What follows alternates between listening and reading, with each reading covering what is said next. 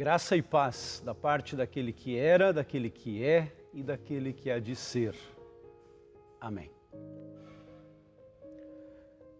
Certa vez, um grande amigo do poeta Olavo Bilac queria vender muito uma propriedade, de fato um sítio que lhe dava muito trabalho e despesa. Reclamava que era um homem sem sorte, pois as suas propriedades davam-lhe muitas dores de cabeça e não valia a pena conservá-las. Pediu então ao amigo poeta para redigir o anúncio de venda do seu sítio, pois acreditava que se ele descrevesse a sua propriedade com palavras bonitas, seria muito fácil vendê-la. E assim, diz a história, Olavo Bilac, que conhecia muito bem o sítio do amigo, redigiu o seguinte texto: vende-se encantadora propriedade onde cantam os pássaros ao amanhecer no extenso arvoredo. É cortada por cristalinas e refrescantes águas de um ribeiro. A casa, banhada pelo sol nascente, oferece a sombra tranquila das tardes na varanda. Meses depois, o poeta encontrou o seu amigo e perguntou-lhe se tinha vendido a propriedade. Nem pensei mais nisso, respondeu ele. Quando li o anúncio que você escreveu, percebi a maravilha que eu possuía. Algumas vezes, só conseguimos enxergar o que possuímos quando pegamos emprestados os olhos alheios. De uma certa maneira, o Senhor Jesus, sempre de novo, precisa emprestar os seus olhos, a sua visão, a sua maneira de ver e de agir conosco, para que possamos perceber claramente as coisas ao nosso redor e a maneira como Deus gostaria que vivêssemos.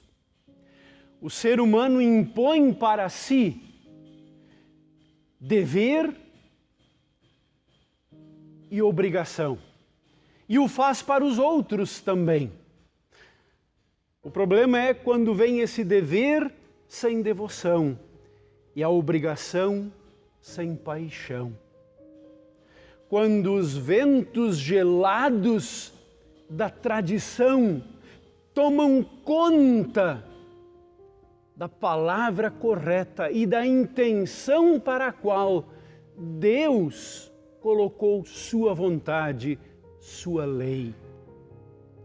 É preciso sempre de novo perceber o suave agir de Deus, este vento caloroso do Espírito Santo, a quebrar e a derreter o gelo do formalismo, dos preconceitos, da indiferença, da lei que não consegue ser cumprida, porque o coração não está modificado. Era esse o grande problema que Jesus encontrou no seu tempo. E é um pouco sobre isso que o texto nos fala. Quando aquele que é puro, aquele que vem do céu e se encontra conosco e mora conosco, os impuros. Quando o puro se encontra com os impuros, o que acontece?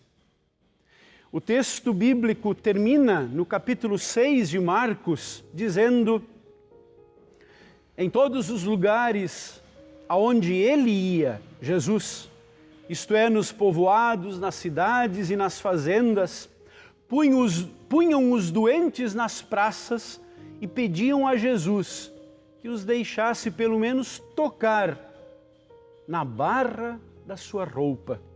E todos os que tocavam nela ficavam curados. Jesus veio para ser tocado, sentido, vivido, recebido. Podemos tocar em Jesus. Na santidade de Cristo, na sua justiça e no seu amor, nós nos encontramos, assim como estamos, imperfeitos e pecadores, mas amados por Deus. É isso que Jesus vem revelar a este mundo afastado do Pai, o plano maravilhoso do resgate. De uma certa maneira, Jesus coloca em xeque todo aquele formalismo religioso que, com o passar dos séculos, os judeus foram formando. Por isso vem uma delegação de Jerusalém lá da capital, e eles precisam encontrar algo errado em Jesus. Eles querem acusá-lo, eles querem tirar a sua autoridade. E eles então enxergam que os discípulos de Jesus estavam comendo sem lavar as mãos.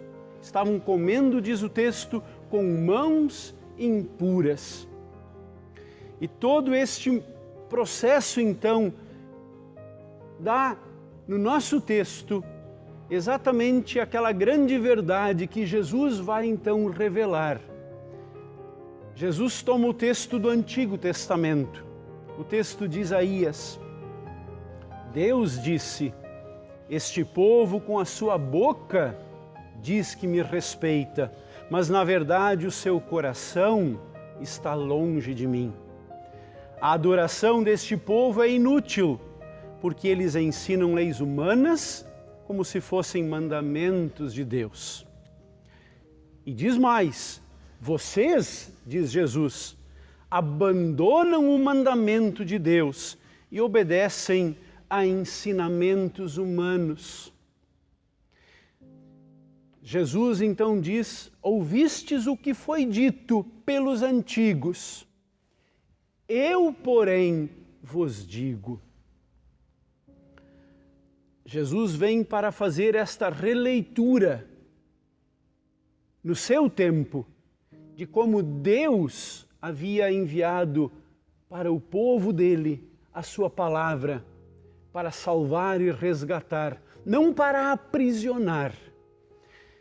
O texto de Mateus, quando fala sobre este mesmo episódio de Jesus e a tradição dos judeus, diz então que depois que Jesus aponta para todas estas coisas, ele diz: escutem, não é o que entra pela boca que faz com que alguém fique impuro.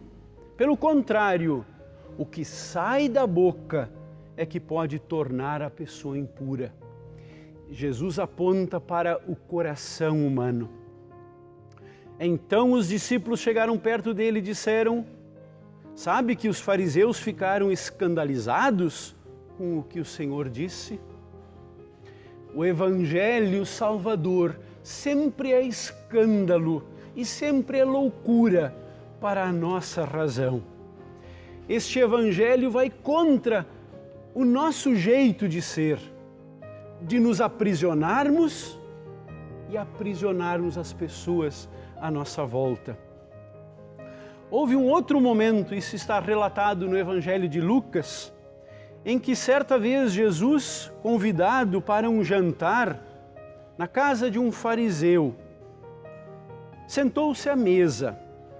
O fariseu ficou admirado quando viu que Jesus não tinha se lavado antes de comer. Então Jesus disse a ele: vocês, fariseus, lavam o copo e o prato por fora, mas por dentro vocês estão cheios de violência e de maldade. É nesse texto que aparece aquela expressão: Vocês coam o mosquito, mas engolem o camelo. Jesus aponta para o coração do ser humano. E lá Jesus quer moldar de novo o coração. Como o oleiro que Deus é, quebra o vaso do nosso coração e nos molda de novo conforme a sua vontade e o seu querer. Esta é a conversão. A conversão vai provocar o arrependimento. O arrependimento vai nos levar sempre de volta para a vontade de Deus. Olhando para a vontade de Deus em amor, vamos perceber os mandamentos, não como imposição de um dominador, mas como a vontade de nos fazer servir a Deus na santidade do seu santuário e servir ao próximo, assim como o próximo vai também nos servir. Este amor agora que reparte, que quebra o orgulho, o egoísmo, as vaidades e o preconceito. Os ensinamentos humanos foram soterrando toda esta liberdade de agir e de perceber a vontade maior de Deus. Alguém certa vez apontou para a palavra tradição e tradicionalismo e disse assim: a tradição é a fé viva dos que estão mortos e o tradicionalismo é a fé morta dos que estão vivos. No texto, Jesus aponta exatamente para aquilo que os fariseus se agarravam, a tradição dos antigos, que tinha se desviado da palavra correta de Deus. E aí Jesus coloca de novo o novo. Jesus vai para a origem da vontade de Deus em salvar o mundo, em tratar o ser humano assim como ele precisa ser tratado, em lei e evangelho. O evangelho não pode se tornar uma nova lei, mas o evangelho sempre é libertador.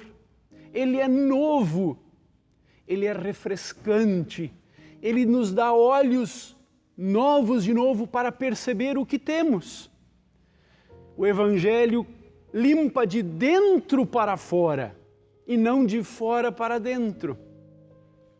Não adianta só lavar o copo pelo lado de fora. É preciso lavar pelo lado de dentro também. E é isso que a palavra de Deus vai fazer conosco. Este é o grande embate no texto. Marcos capítulo 7, quando Jesus é criticado com os seus discípulos de não lavar as mãos, de comer de forma impura. Aliás, lendo este texto, como ele é atual para os nossos dias, como ele senta bem no nosso ouvido, especialmente neste tempo que nós vivemos.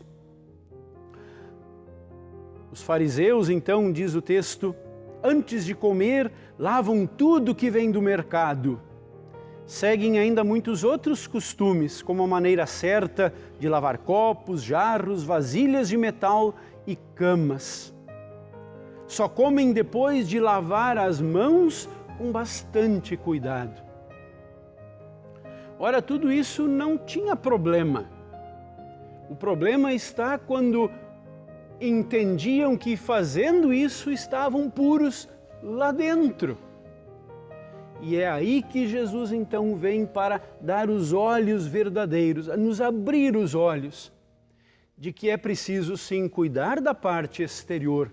Claro que Jesus lavava as mãos antes de comer. O texto não fala da higiene das mãos. Os discípulos eram sim muito higiênicos, mas havia uma maneira cerimonial correta que os fariseus impunham a si e aos outros.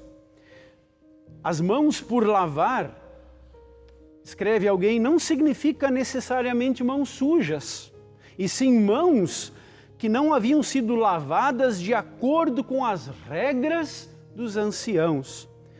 E por isso ainda estavam cerimonialmente contaminadas. Eram lavar não só as mãos, mas do punho até o cotovelo. E quem não fizesse isso era considerado impuro. Jesus então aponta para a pureza no coração. E essa pureza no coração vem somente pela conversão, pelo arrependimento, por bater no peito e dizer: sou indigno, sou um miserável pecador, preciso de Ti, ó Deus. Quero voltar de novo ao convívio do Evangelho Salvador. Graças a Deus que o Seu Filho nos é enviado, de que esta pureza chega a nós em justiça e em verdade. Esta pureza toma a nossa impureza. Jesus se torna o mais impuro de todos, para que eu e você fôssemos lavados por dentro e agora estivéssemos limpos, perdoados, com a marca da vida eterna, com a certeza do perdão dos pecados. Podemos agora olhar para nós mesmos com este olhar de Jesus. Sou o Filho amado de Deus. O diabo não tem mais nenhuma acusação que nos vai levar à condenação eterna. Com este mesmo olhar salvador, podemos olhar para o próximo e compreender as suas fraquezas, as suas debilidades, o seu fracasso, e não sermos juízes e com imposição colocarmos nossas regras de perfeição. Não é assim que para estar na igreja, no convívio dos irmãos, eu primeiro tenho que ser bom para estar lá. Muito pelo contrário, exatamente porque me reconheço pecador, indigno, fraco, mau, preciso estar lá. A palavra vai me dizer o quanto sou amado, sou querido por Deus.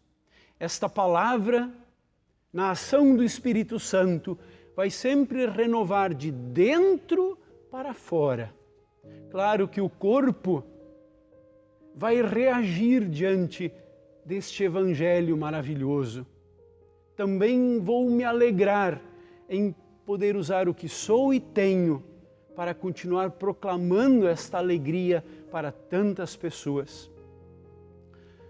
Jesus vem para cuidar do coração, da alma, e o corpo agora vai receber também esta saúde que vem de dentro para fora.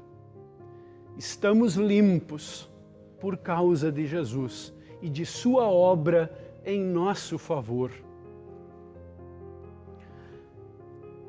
Jesus, no texto, chega a dizer para as pessoas que estão à sua volta e o querem julgar e o excluir e tirar sua autoridade. Jesus diz daquele mandamento tão bonito que é cuidar do pai e da mãe. Lembramos agora, nesse mês de agosto, o Dia dos Pais. Que honra poder cuidar do pai e da mãe, poder obedecer, servir, amar o pai e a mãe. Havia um costume no tempo de Jesus de que se alguém tinha um valor financeiro e dizia que isso era dedicado a Deus, corbã, oferta, dádiva a Deus, de que poderia então deixar de lado o cuidado do pai e da mãe, de que aquele valor não precisaria ser usado para cuidar do pai e da mãe, porque isso tinha sido dedicado para Deus. Na verdade, não dedicavam isso para Deus. Na verdade, usavam isso para o seu cuidado e para o seu prazer, humanos e terrenos. Mas essa era a desculpa.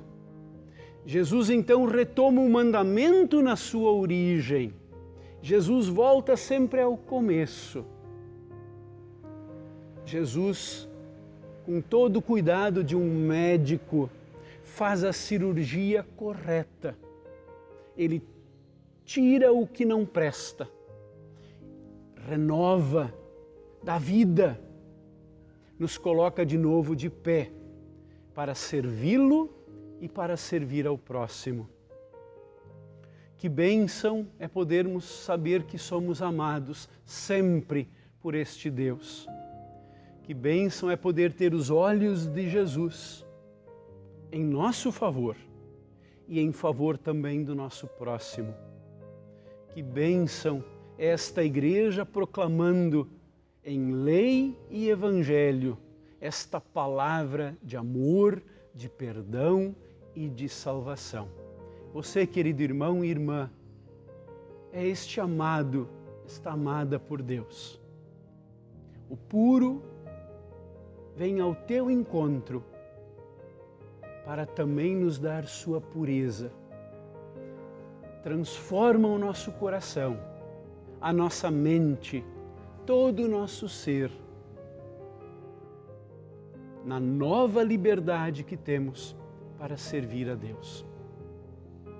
Deus nos ajude nesta semana que estamos iniciando, a sermos instrumentos nas mãos deste maravilhoso Deus. Em nome do Pai, e do Filho, e do Espírito Santo. Amém.